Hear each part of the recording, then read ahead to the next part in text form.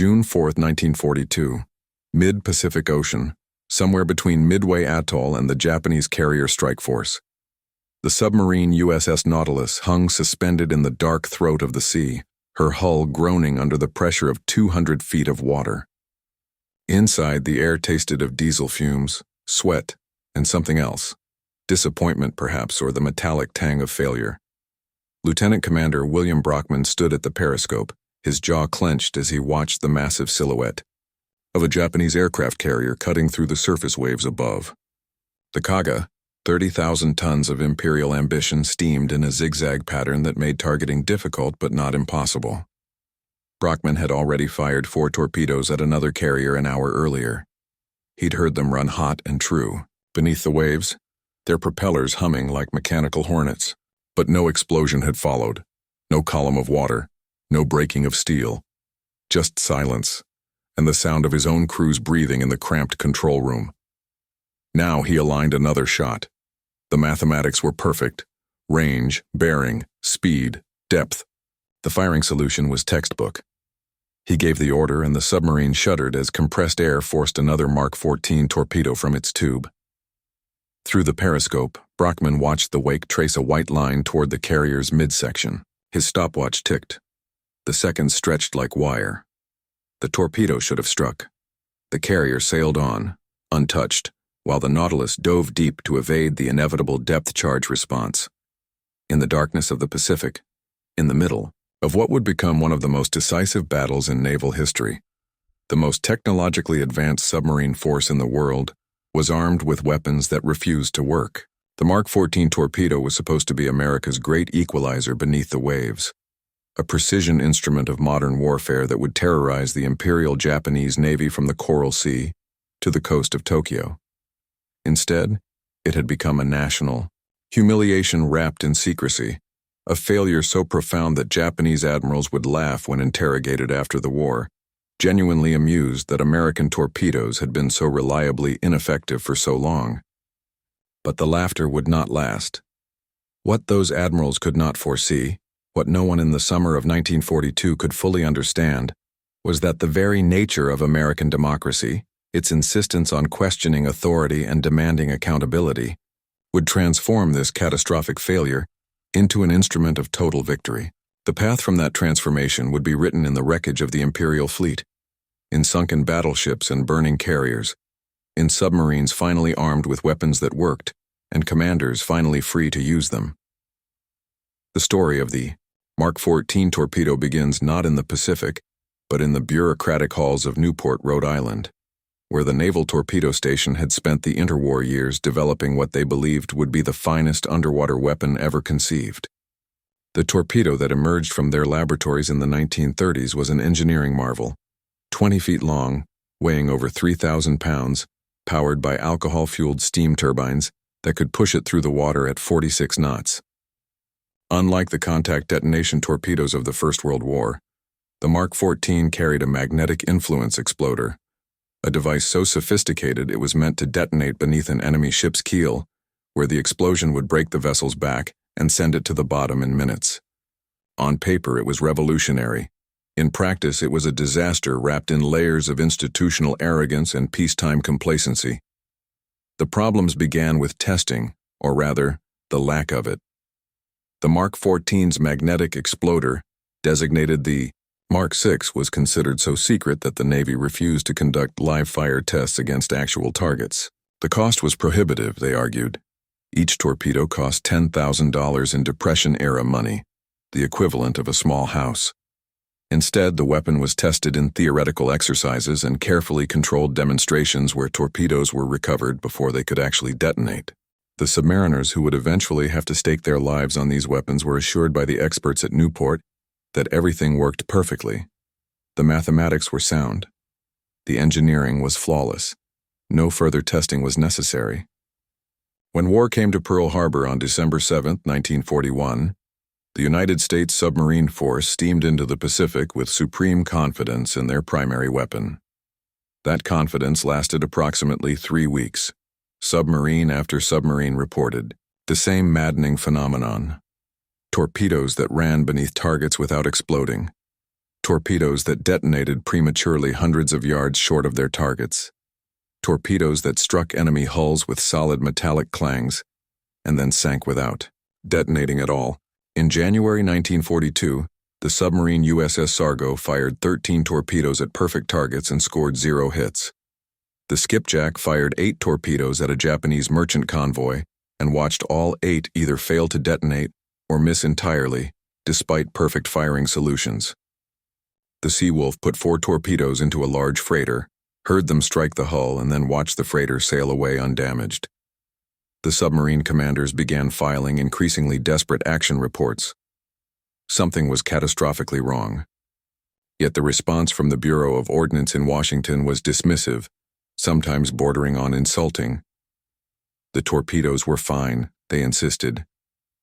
The problem was with the submarine commanders themselves: poor training, incorrect firing solutions, exaggerated claims meant to cover up operator error. In a military culture built on hierarchy and unquestioning obedience, questioning the Bureau of Ordnance's official position was tantamount to questioning one's own competence.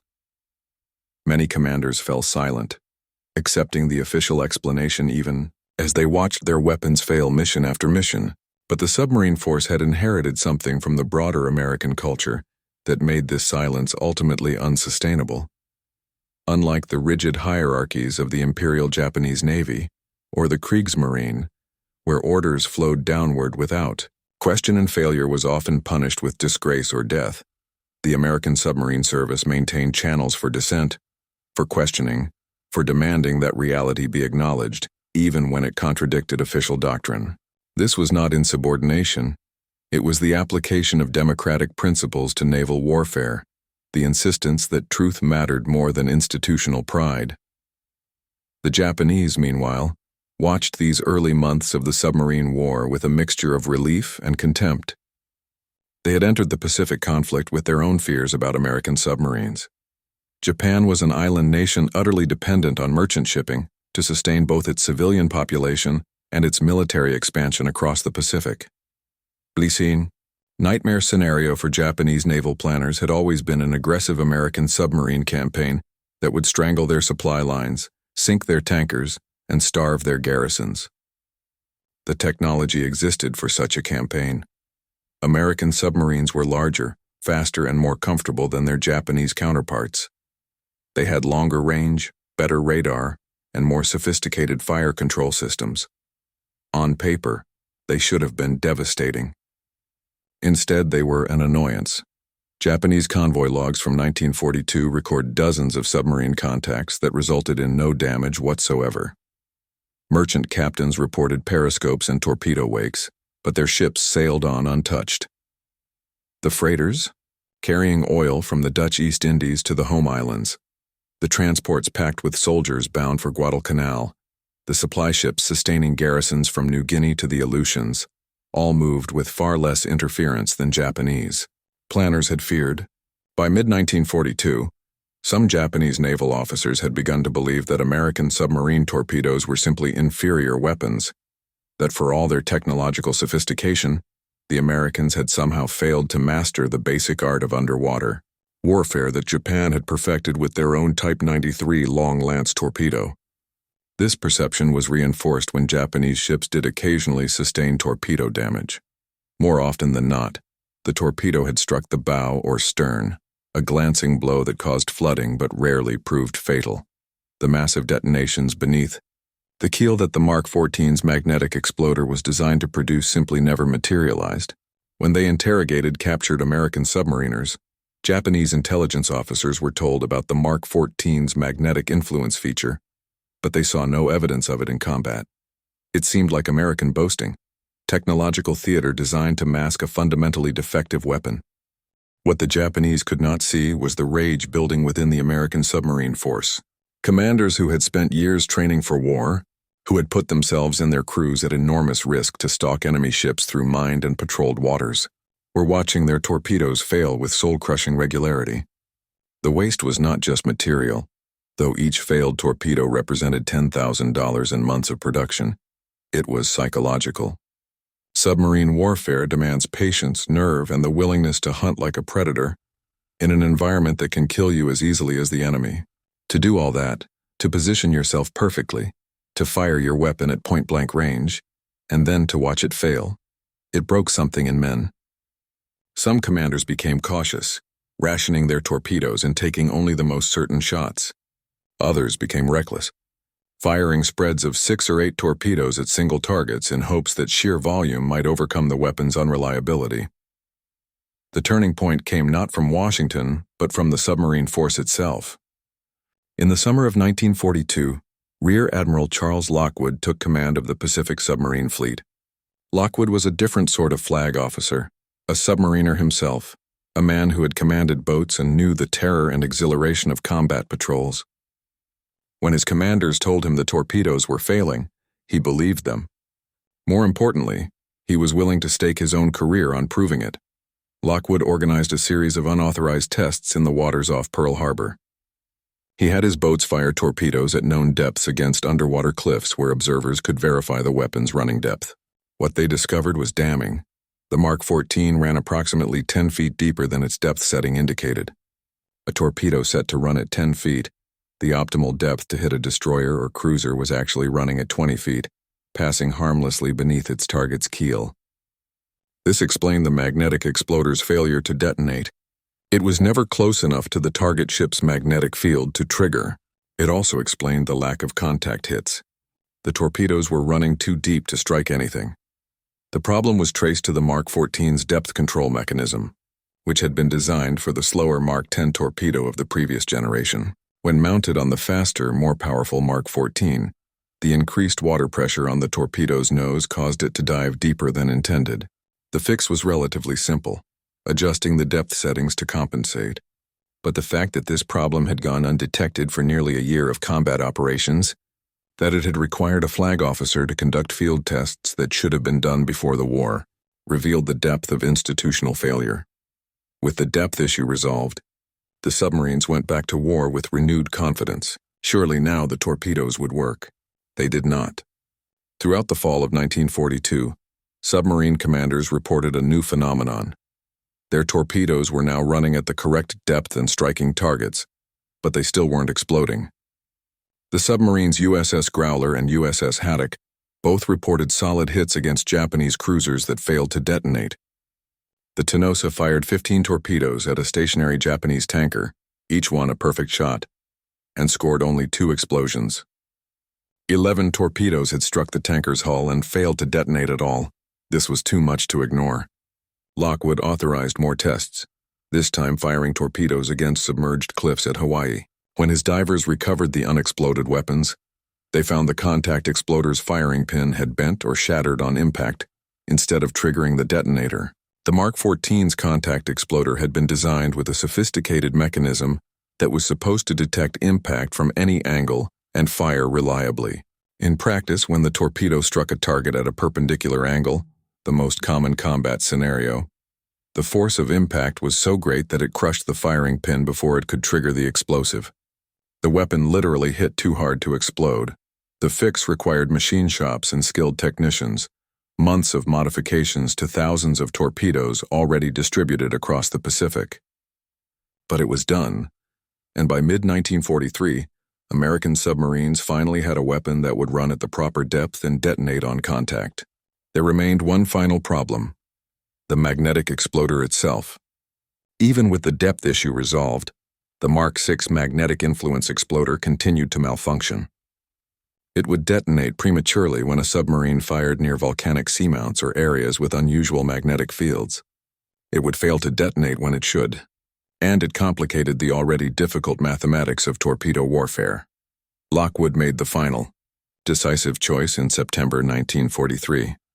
He ordered all submarines under his command to deactivate the magnetic exploder entirely and rely solely on contact detonation. The Bureau of Ordnance in Washington protested. This was their precision weapon, their technological marvel, being reduced to a simple contact torpedo like those of World War I. But Lockwood had the authority, and more importantly, he had the data. The magnetic exploder was not worth the risk. The Mark 14 would become a contact weapon, nothing more, and with that final modification, everything changed. The American submarine campaign that began in earnest in late 1943 was unlike anything the world had seen. Freed from the shackles of defective weapons and armed now with torpedoes that actually worked, American boats prowled the sea lanes of the Western Pacific like wolves. They sank freighters carrying oil from Borneo, transports packed with troops bound for New Guinea, destroyers escorting convoys through the East China Sea. The Japanese convoy system, which had operated with relative impunity for the first 2 years of the war, began to hemorrhage ships. In 1943, American submarines sank 1.5 million tons of Japanese merchant shipping. In 1944, they sank over 2.7 million tons. The statistics alone cannot capture what this meant for Japan's war effort. Every tanker sunk meant less fuel for the combined fleet, less aviation gasoline for the kamikaze pilots, less diesel for the trucks carrying supplies to the front. Every transport lost meant reinforcements that never reached their garrisons, ammunition that never arrived, food that never fed hungry soldiers. The great Japanese base at Truk, once considered impregnable, began to starve for lack of supply. The oil refineries of the Dutch East Indies kept pumping crude, but the tankers carrying it to Japan increasingly never made the voyage. By 1944, Japan's merchant fleet was shrinking so rapidly that some historians compare it to a man bleeding to death. Each loss individually survivable, but cumulatively catastrophic. The submarine USS Tang, commanded by Richard O'Kane, became the most successful American submarine of the war, sinking 24 confirmed ships totaling 93,000 tons in just 5 patrols. The Flasher sank over 100,000 tons of shipping, including the Japanese carrier Shinano, the largest warship ever sunk by a submarine. The Barb, under Eugene Fluckey, conducted a legendary raid on the Japanese coast, firing rockets at shore installations and even sending a landing party to blow up a train. These were not just military victories. They were acts of industrial strangulation.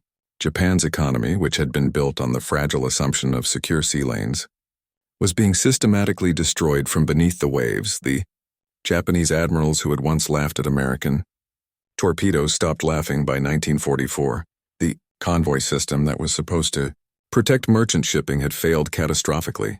Japanese anti-submarine warfare, never as sophisticated as Allied methods, proved unable to counter the American boats now armed with reliable weapons and aggressive commanders. The destroyers and escort ships that might have hunted American submarines were increasingly needed elsewhere, defending carrier groups, escorting battleships trying to hold together a defensive perimeter that stretched from the Solomons to the Marianas. There were not enough ships, not enough escorts, and never enough time. Japanese naval officers began referring to the American submarine campaign with a kind of grim respect that bordered on fear. The ocean that had once been their highway of empire had become a killing field. Merchant captains volunteered for suicide missions to deliver critical supplies, knowing the odds of survival were close to zero. Some convoys left port and simply vanished, lost to submarines that struck at night and disappeared before dawn. The sailors aboard the remaining freighters developed a kind of fatalism, painting lucky symbols on their bows and praying to sea gods while knowing that somewhere beneath the waves, American submarines were plotting intercept courses with torpedoes that now worked exactly as designed. The transformation was not just tactical, but psychological. The Japanese Navy had entered the war with a superiority complex built on victory after victory: Pearl Harbor, the Indian Ocean, the conquest of Southeast Asia.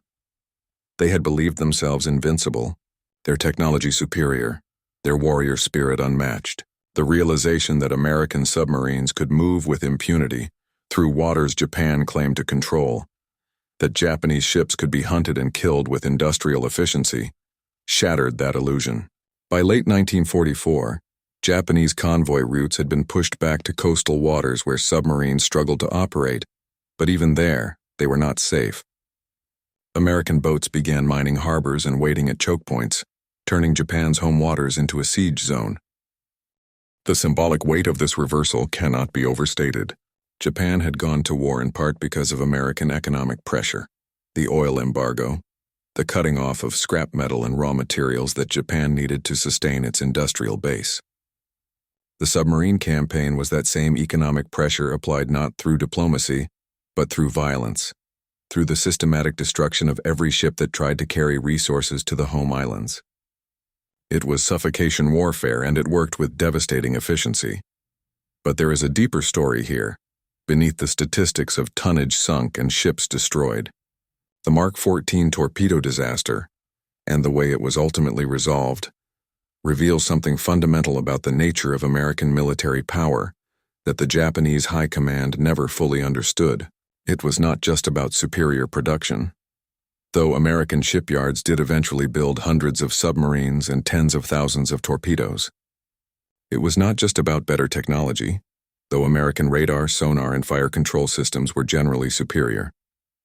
It was about a system that could acknowledge failure, demand accountability, and fix what was broken without destroying the men who pointed out the problems. In the Imperial Japanese Navy, officers who reported equipment failures or questioned official doctrine risked their careers and sometimes their lives. The culture of face demanded that one accept what superiors claimed, that one not embarrass the institution by pointing out systemic failures. When Japanese torpedoes occasionally malfunctioned, and they did, though far less frequently than the Mark 14, the response was often to blame the operator, to assume human error rather than mechanical failure. The idea that the admirals and engineers in Tokyo might have produced defective weapons was simply too shameful to contemplate. The American system was different, not because Americans were inherently more honest or humble, but because the democratic culture that had shaped American institutions created space for dissent. Charles Lockwood could defy the Bureau of Ordnance not because he was insubordinate, but because he operated in a military structure that valued results over hierarchy, that granted field commanders the authority to question peacetime assumptions when those assumptions collided with combat reality. The submarine commanders who filed their bitter action reports documenting torpedo failures were not punished for disloyalty. They were eventually vindicated. This was democracy applied to warfare, messy, contentious, sometimes chaotic, but ultimately self-correcting in a way that authoritarian systems could never match. The Mark 14 took nearly 2 years to fix, not because the problems were insoluble, but because institutional resistance had to be overcome, because the truth had to force its way up through layers of bureaucracy and pride. But it was fixed, and once fixed, it became the weapon it was always meant to be.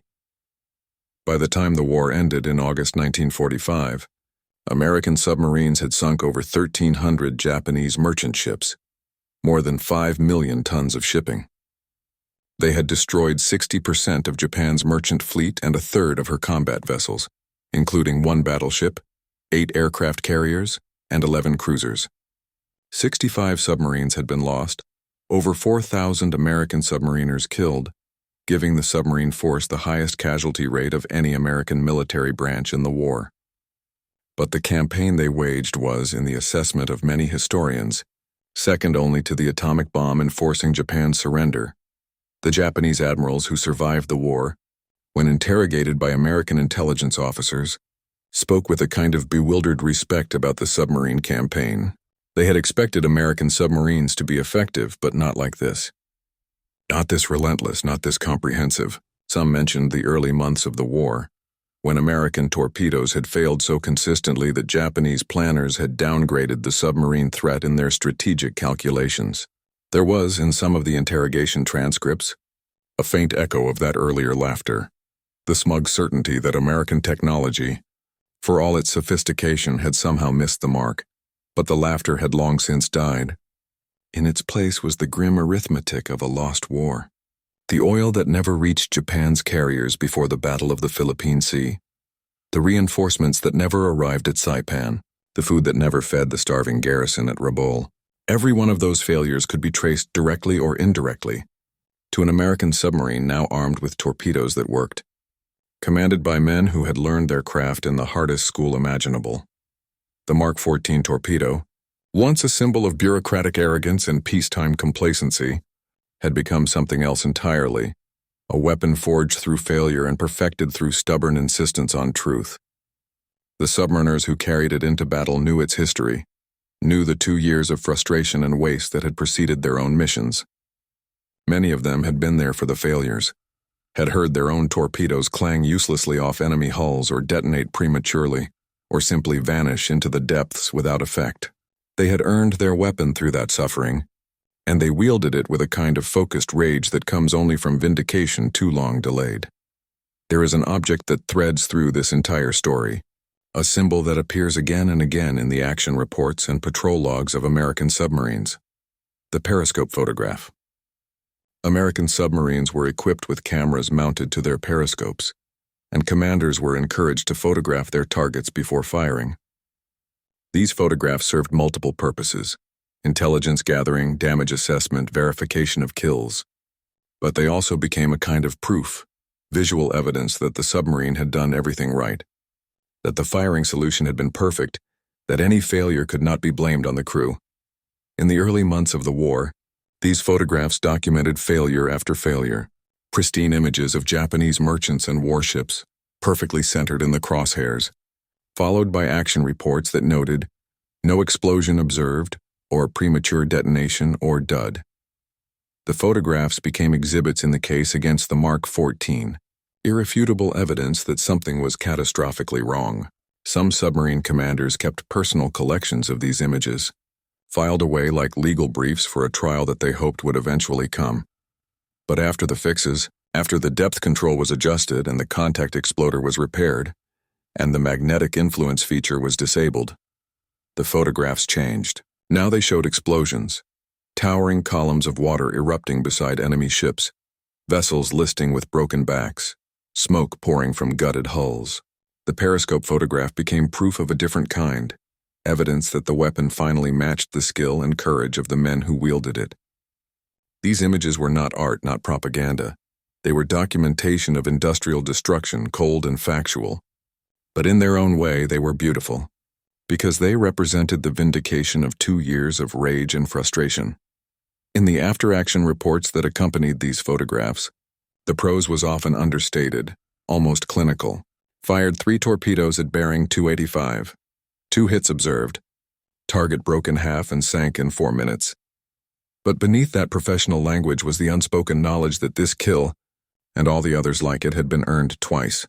Once through the skill of the crew, and once through the determination to fix what had been broken. The periscope photograph captured both: the burning ship and the system that had finally allowed that ship to burn. There is a footnote to this story that deserves mention.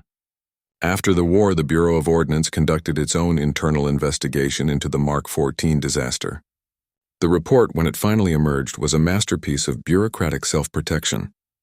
It acknowledged that problems had existed, but attributed them primarily to inadequate testing budgets during the Depression, to wartime production pressures, to the unforeseen challenges of combat conditions.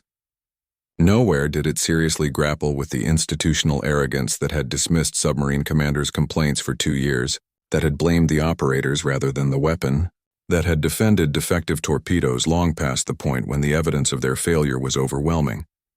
But this too was somehow characteristic. American military institutions, for all their flaws, possessed enough transparency that the truth eventually emerged anyway. The submarine commanders wrote their memoirs. Historians combed through the patrol reports and action logs. The full scope of the Mark 14 disaster entered the historical record not because the Navy wanted it there, but because the democratic culture that surrounded the military demanded accountability even in retrospect. The story could not be buried, could not be classified into oblivion. It became part of the collective understanding of the war, a cautionary tale about the cost of institutional pride and the necessity of listening to the men who actually fight. And perhaps that is the final irony. The Japanese admirals who laughed at American torpedoes in 1942 came from a military culture where such laughter was the only acceptable response to a weapons failure. To acknowledge the failure publicly would have been to invite shame, to risk one's career and honor. The laughter was armor, a way of maintaining face in the presence of a problem that could not be openly addressed. But that laughter trapped them in a system that could not adapt, could not fix what was broken, could not learn from its mistakes, because to acknowledge mistakes was to acknowledge weakness. The American submarine force had no such constraints. They could curse the Mark 14 openly, file bitter action reports, demand that someone in Washington fix the damn torpedoes before more men died uselessly. They could do this not because they were undisciplined, but because their system permitted, indeed encouraged, that kind of honesty. And when the fixes finally came, when the torpedoes began to work, the force that had suffered through those failures was stronger for having experienced them. They knew the weapon intimately, knew its limits and capabilities, knew what it could and could not do. They had paid for that knowledge in frustration and wasted opportunities. But they had paid, and the knowledge was theirs. In the end, the submarines returned home, their battle flags decorated with small silhouettes of sunk ships, freighters and tankers, destroyers and cruisers, the accumulated wreckage of Japan's maritime empire. The men who came back were older than their years, aged by months spent in pressurized steel tubes beneath the waves, by the constant proximity of death, by the knowledge that any moment might bring the shriek of depth charges or the tearing impact of a collision. But they came back as victors. And the weapon that had failed them so catastrophically in the beginning had become, by the end, the instrument of a victory so complete that it redrew the map of the Pacific.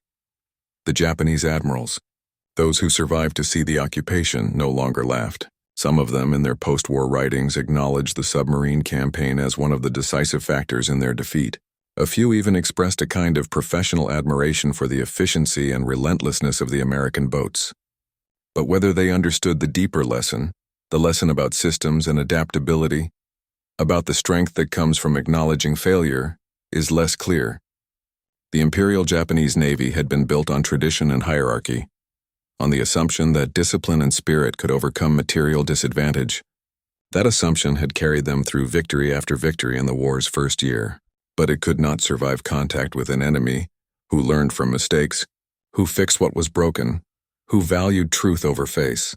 The Mark 14 torpedo, in all its flawed and ultimately redeemed complexity, became a symbol of something larger than itself. It represented the price of complacency, the cost of untested assumptions, the danger of institutions that prize consensus over truth. But it also represented the capacity for self-correction, the willingness to acknowledge failure and fix it, the democratic insistence that results matter more than hierarchy. In the hands of men who had earned the right to use it, it became an instrument of industrial warfare conducted with ruthless efficiency. And when the war ended, when the submarines returned to port for the last time and their crews scattered to civilian life, the torpedoes themselves, thousands of them, produced in vast quantities once the design was finally right, were eventually scrapped or dumped at sea. The weapon that had taken so long to perfect, that had cost so much in frustration and wasted opportunity, disappeared into history.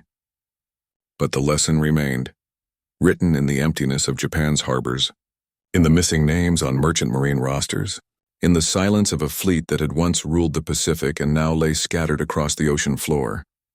The laughter had stopped long ago, replaced by the sound of water rushing into broken hulls, of air escaping from shattered compartments, of an empire drowning in the consequences of assumptions that proved false.